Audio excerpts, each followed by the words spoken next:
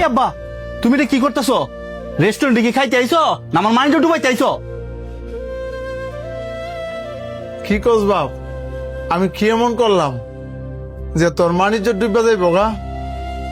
কি করছো না? এটা তোমার বাড়ি না যে তুমি প্লেটও হাত দিবা। এটা রেস্টুরেন্ট, এন হাত দিলে বেসিনো গিয়ে আদুম লাগে।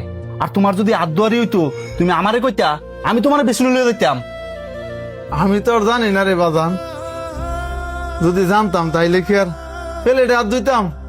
আর আগে পরে কোনোদিন তো বাজান আমি এই বড় হোটেল আইও নাই, আইলে না নিয়ম কারণ জানতাম। জানো না দেখে কি যেমন চা তা করবা? কোনো কিছু করার আগে তো আমার তো জিগাইবা।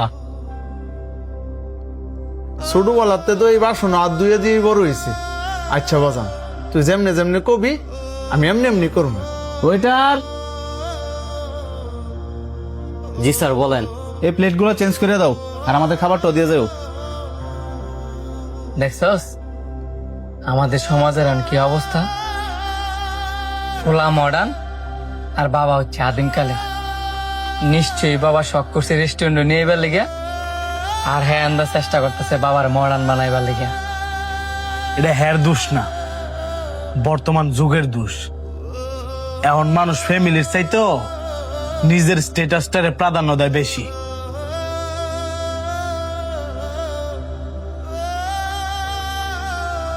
এই যে স্যার আপনাদের চাউমিন। আর কিছু লাগলে আমাকে ডাক দিয়েন। হেই, তুমি এটা কি করতেছো? এতক্ষণ তোমার কি বুঝাইছি? চাউমিন খেলে তো কাটা চামিচ দেখাও লাগে, হাতে খাইতেছো কি লিখিয়া? কি কস আব্বা, এন নুডলস খাইলে সামিজ দেখাউন লাগে? হয় এটা চামিচ দেখাও লাগে, আর এটা নুডলস না, এটা চাউমিন। আর তোমার না কইছি কোনো কিছু করার আগে আমার জিজ্ঞাসা করবা।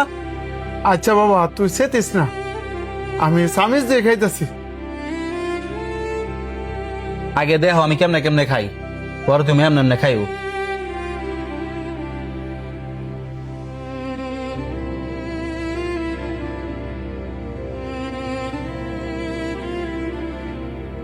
এমনি কি মানুষে খায়?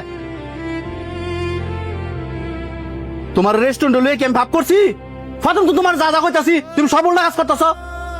বাবা তুই সেত্তা সৎকে রে, আমি তো তোরে প্রথমেই কইছি আমি কোনোদিন এমন বড় হোটেল আই নাই। আর আইসি না দেখেই তো তোরে কইলাম লইতি। তোমারে লইয়ে এম ভাব করছি। আসলে আপনার আব্বাই ভাব করছে আপনার মতো একটা সন্তান জন্ম দিয়া। কি কইতেছেন এইসব উল্টা পাল্টা কথা? উল্টা পাল্টা কথা আমি কইতাছি না, উল্টা পাল্টা কথা কইতাছেন আপনি। যেই বাবা সুডুবালা হাতে ধরায় খাবার খাওয়া শিয়েছে, যেই বাবা সুডুতে বড় করছে, আর আজকে আপনি ওই বাবার এই খাবার খাওয়া শিয়াইতেছেন। আপনার আব্বাই শখ করছে, আপনি রেস্টুরেন্টে খাইতে নিয়ে আইছেন। এখন দেখা যেতেছে আপনার বাবার শখের চাইতে আপনার মান সম্মানটাই দামি। আপনার মান সম্মানটাই যদি দামি হয় তা আপনার বাবার আপনি রেস্টুরেন্টে খাইতে নিয়েছেন কি লিগা?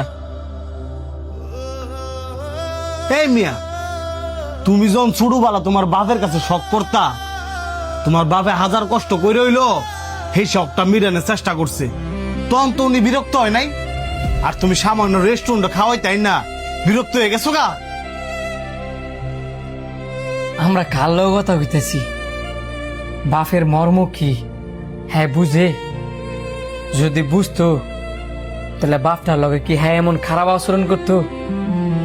শুরুতে যে বাপ বড় করছে, আর আজকে দেখ এই বাপের চেয়ে বড় হয়ে গেছে গায়ের মান সম্মান। এই বেড়া, তোর তো উচিতা ছিল তোর বাপে যেহেতু খাইতে পারে না তুই নিজের হাতে তুলে তুলে খাওয়াই দিতি। এই যে তুই আজকে ভালো মন্দ খাইতাছস, ভালো পোশাক আশাক পরতাছস, কার অবদানে? তোর এই বাবার অবদানে। একটা ছেলে মানুষের বট গাছ হলে যে তার বাবা, আর তুই এই বাবারে খেয়ে যেতেছস, ধমকাইতাছস। শোন ভাই, তোর একটা কথা কই, আল্লাহ তাআলার বিচার অনেক কঠিন। এই যে তুই তোর বাবার লগে খারাপ ব্যবহার করতাছস, আখেরাতে তো শাস্তি পাবি ওই।